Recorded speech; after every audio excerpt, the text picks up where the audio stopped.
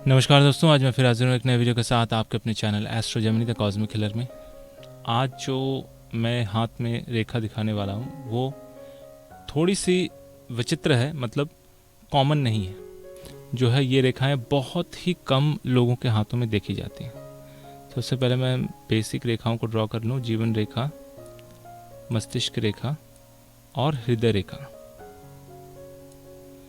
देखिए, वैसे नॉर्मली हृदय रेखा अगर बृहस्पति के पर्वत में यहाँ आके ख़त्म होती है तो इंसान बहुत ज़्यादा भावुक किस्म का इंसान होता है और बहुत ज़्यादा इमोशनल होने के कारण उन लोगों का जो हृदय होता है वो हमेशा प्रेम से भरा रहता है। यहाँ तक कि उनके जेब में भले ही पैसे नहीं हैं लेकिन मन में कभी भी प्रेम में कमी नहीं आती। एक तरह से हमेशा जो है ना बहुत नरम स्वभाव के व्यक्ति में से होते हैं।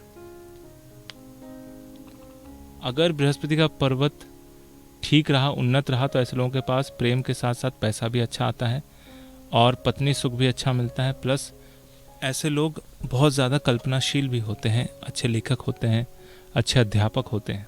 अगर हृदय रेखा इस प्रकार से जाकर शनि और गुरु के बीच में ख़त्म होती है या इस जगह पर आती है तो ऐसा इंसान बहुत बैलेंस्ड होता है। ये लोग प्रेमी भी होते हैं, भावुक भी होते हैं, बट सिचुएशन के हिसाब से अपने आप को ढालना जानते हैं और कभी भी ज़रूरत से ज़्यादा भी भावुक नहीं होते कि वो प्रैक्टिकल लाइफ को भूल जाएं। ऐसे लोग हमेशा प्रैक्टिकल होते हैं, प्रेम को भी जगह देते हैं लेकिन अदर परिस्थितियों को भी उतनी ही जगह देते हैं। लेकिन सबसे विचित्र चीज़ जो है वो ये है कि अगर हृदय रेखा कुछ इस प्रकार से बनते हुए मस्तिष्क रेखा को क्रॉस करते हुए नीचे आए या फिर यहाँ से मुड़ते हुए यहाँ क्रॉस करते हुए नीचे आए, ऊपर से रेखा नीचे की ओर आनी चाहिए। ये हमेशा आप याद रखिएगा कि रेखा ऊपर से नीचे की ओर आनी चाहिए। अगर इस तरह की परिस्थिति बनती है, पहली जो परिस्थिति है वो है यहाँ से रेखा इस प्रकार से नीचे की ओर चले जाना। इसका मतलब ये होता है कि व्यक्ति अपनी ही दुनिया में कुछ ऐसा खोया रहता है कि समझ लीजिए कि उसको शुद्ध नहीं होता कि प्रैक्टिकल लाइफ में कुछ चल रहा है या नहीं चल रहा है, क्या दिक्कतें आ रही हैं, कोई भी इनको होश नहीं होता। अगर हृदय रेखा डायरेक्टली यहाँ से उतर के इस प्रकार से नीचे मस्तिष्क रेखा और जीवन रेखा को काटते हुए शुक्र पर्वत तक आए तो समझ लीजिए कि ये बहुत ही डरने वाली बात है, क्योंकि ऐसे लोगों का मानसिक स्तर अच्छा नहीं रहता। ये छोटी छोटी बातों पे बहुत ज़्यादा उत्तेजित हो जाते हैं, प्लस इनका मानसिक संतुलन अच्छा नहीं रहता। और एक गहरी बात मैंने देखी है कि ऐसे लोग अक्सर प्रेम संबंधों में जब पड़ते हैं तो बहुत ज़्यादा उग्र हो जाते हैं, वाइल्ड हो जाते हैं, यहाँ तक कि अपने पार्टनर को मार भी देते हैं या हत्या भी कर देते हैं।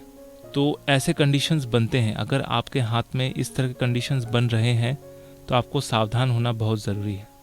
मानसिक अवस्था को स्थिर करना बहुत ज़रूरी है, क्योंकि हृदय रेखा अगर मस्तिष्क रेखा को काट रही हो किसी भी प्रकार से, इधर से हो, पीछे से हो या आगे से हो, तो समझ लीजिए कि आपके मन की स्थिति आपके मस्तिष्क के ऊपर बहुत ज़्यादा हावी हो जाती है। यानी आपका जो इमोशनल माइंड है वो लॉजिकल माइंड के ऊपर ज़्यादा हावी हो जाता है और अपना डिमांड पूरा ना होने की वजह से ऐसे लोग अक्सर देखा गया है कि गलत कदम उठाते हैं और किसी न किसी स्थिति में फंस जाते हैं और ऐसे लोगों को कारावास के भी चक्कर लगाने पड़ते हैं, यानी जेल के भी चक्कर काटने पड़ते हैं, कोर्ट कचहरी के भी चक्कर काटने पड़ते हैं।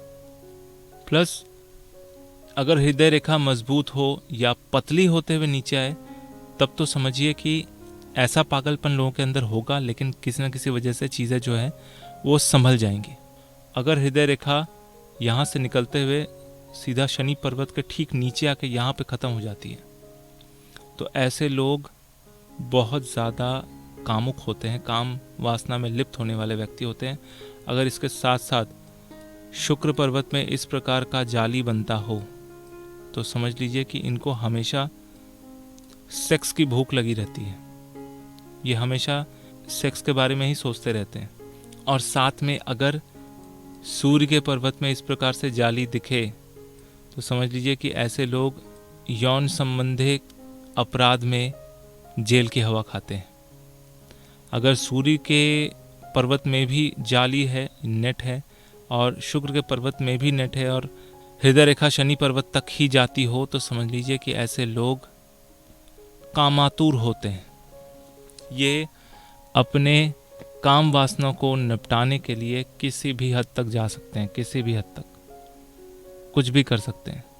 अगर मंगल की रेखा है या मंगल का पर्वत ज़्यादा उठा हुआ है, उग्र है, चंद्र पर्वत भी उग्र है, तो समझ लीजिए कि ये इनकी मानसिक अवस्था निम्फोमेनियाक जैसी हो जाती है। यानी कि निम्फोमेनियाक एक मेडिकल टर्म है जिसको हिंदी में कहें तो कामातुर हो जाना, हमेशा काम वासना में लिप्त रहना या इन्हीं सब विषयों को सोचते रहना और नए नए तरीके ढूंढते रहना।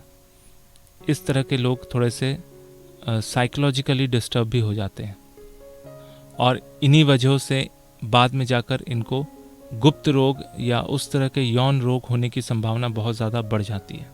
तो आप भी देखिए कि आपके हाथ में इस तरह की रेखाएं बनती है या नहीं। अगर बनती है तो आपको अभी से ही सावधान हो जाना चाहिए।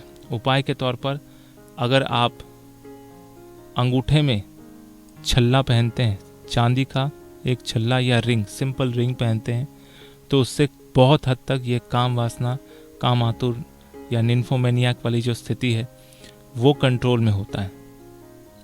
और उसके साथ साथ अगर सूर्य के पर्वत में भी इस तरह का जाली बनता हो, नेट बनता हो, तो सूर्य की उंगली में एक तांबे का छल्ला या तांबे का रिंग धारण कीजिए संडे या रविवार के दिन, और अंगूठे में शुक्रवार के दिन आपको धारण करना है चांदी का। तो दोनों ही उंगली में ये धारण करने से बहुत हद तक काम वासना से संबंधित चीज़ें जो हैं वो कंट्रोल में रहेंगी और किसी भी तरह के गलत चीज़ों का इस्तेमाल आप नहीं करेंगे। गलत तरह के मानसिक अवस्था को बहुत जल्दी आप त्याग देंगे और चीज़ें जो है आपके कंट्रोल में होंगी। और साथ में अगर सूर्य नमस्कार, योगासन करें, प्राणायाम करें, तो उससे भी जो अंदर की जो भूख है वो शांत रहेगी और कंट्रोल में रहेगी। कई चीज़ों पे और भी ध्यान देना पड़ता है। अगर सूर्य की उंगली में इस तरह का जाली दिखता हो तो आपको अपने शरीर के वज़न के बराबर कोई भी खाद्य पदार्थ आप वज़न करके दान में लोगों को खिलाएं, ताकि सूर्य का जो बुरा इफ़ेक्ट है, बैड इफ़ेक्ट है, उसका निदान हो सके। तो आपको मेरा वीडियो कैसा लगा कमेंट करके ज़रूर बताइए। अगर अच्छा लगा तो लाइक कीजिए, दोस्तों के साथ शेयर कीजिए। अगर आप नए हैं तो सब्सक्राइब करना बिल्कुल ना भूलें। मेरे वीडियो देखने के लिए आपका बहुत बहुत धन्यवाद।